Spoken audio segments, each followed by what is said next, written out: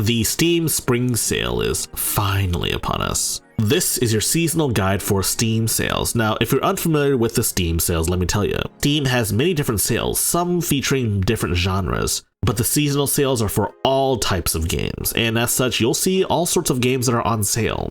And while they may be good deals, they may not be the best deals. And yes, unbeknownst to many users on Steam, you can buy Steam keys outside of Steam, and sometimes they can be even cheaper.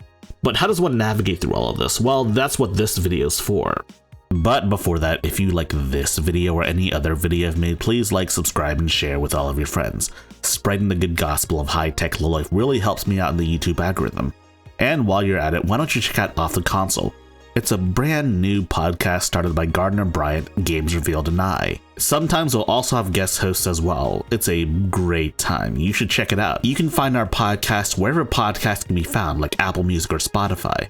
The most important rule to remember is if you can't afford it, don't bother buying it. I get it. This is a video telling you how to buy things for cheaper, but let's remember, the ultimate goal is saving money. And sometimes the best way to save money is to forego purchases altogether. Which, yes, can include video games. And like, not to get political or anything, but in this economy, I'm not sure many people can really afford video games. So if there's one thing to take from this video, it's that if you can't afford it, don't buy it. And also to add on to this point, do not buy games that you have no intention of ever playing.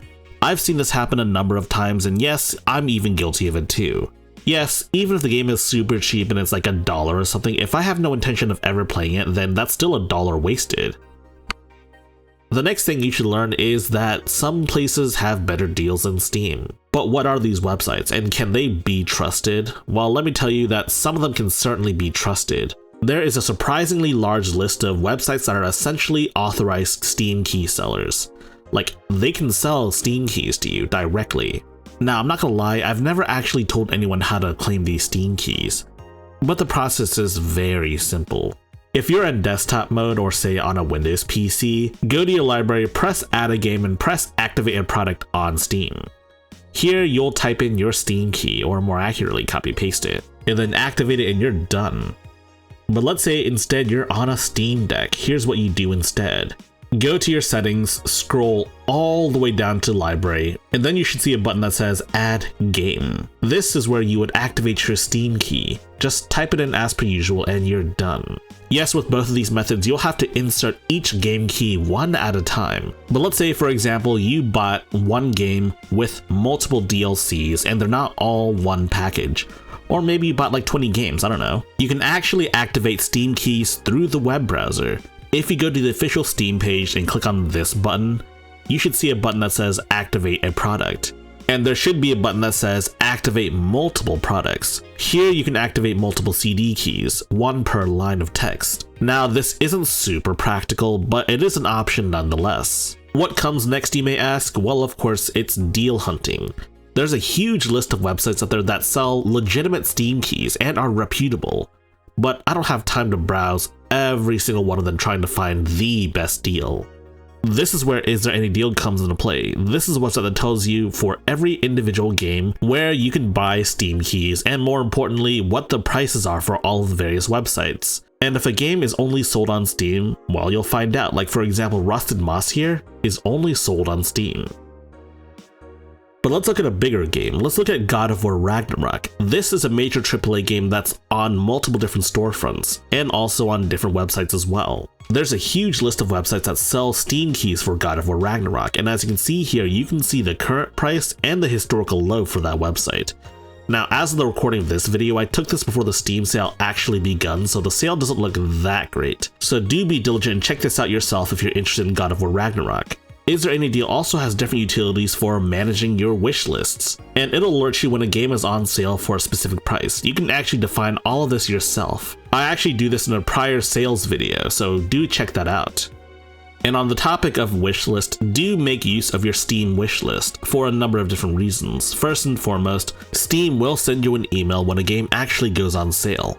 The second major reason is to remind you when a game actually releases. Like, you can wishlist games that aren't released yet, and when they release, you'll get an email saying that the game is out. And finally, if you want to support a developer, wishlisting is the best way to support developers outside of just buying their game. There's a reason why every game developer now is asking you to wishlist games on Steam, and that's because it helps them out in the Steam algorithm.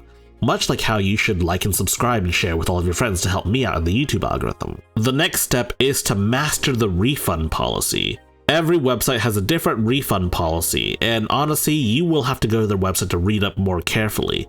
But Steam arguably has the best refund policy of any website available. You can initiate a return within 2 weeks, and if you've only played up to 2 hours of gameplay. It's a super generous refund policy, and one of the best in the business as well. Some may see this as a way to just buy a game and then trial it and then return it. But you can't really do that because Valve hates when you do that, and if you keep abusing the refund policy, they will revoke your privileges. So do yourself a favor and only refund it when you really don't want the game. And this last tip is arguably more pertinent to the Steam Deck owner. If you're someone that uses the Steam Deck as their primary gaming machine, then do know this. You should check out websites like ProtonDB for information on if a game runs well on Steam Deck or runs at all. There is no worse feeling in the world than buying a game that doesn't run properly on your devices at all. And yes, due to the unique nature of the Steam Deck running SteamOS, not all games are guaranteed to work on Steam Deck. Sometimes it's due to performance, sometimes it's due to compatibility, and sometimes anti-cheat prevents you from playing on Steam Deck at all. And overall, it's an unfortunate time, but just do be diligent, okay? If it's an older game, then there's bound to be some information. Of course, failing to look at that, you can also look at the Steam Deck verification system. I will admit, it's better than nothing, but it's not exactly perfect. Sometimes unsupported games run well on Steam Deck, and they also run period. And it's rare, but sometimes verified games also don't run that well either. But it's rare. And I think that about covers it for this video. Now, typically I would kind of just tack on some recommendations at the end of these videos, but I'm thinking this time, I'm not going to. That said, I feel like if I want to make some recommendations, I would make some recommendations in a separate video. A video more dedicated to the topic and with more detail. But of course, that really depends on if you guys want to see my recommendations. If you want to see my recommendations, then let me know in the comments down below.